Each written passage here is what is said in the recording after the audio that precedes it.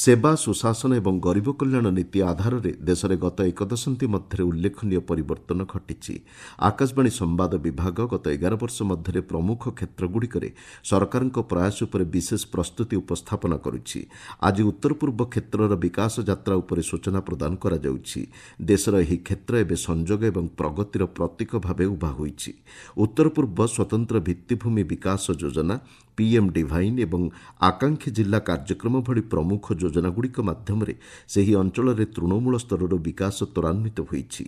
ବନଧନ ଯୋଜନା ମାଧ୍ୟମରେ 3 ଲକ୍ଷରୁ ଅଧିକ ଆଦିବାସୀ ଉପକୃତ ହୋଇଛନ୍ତି।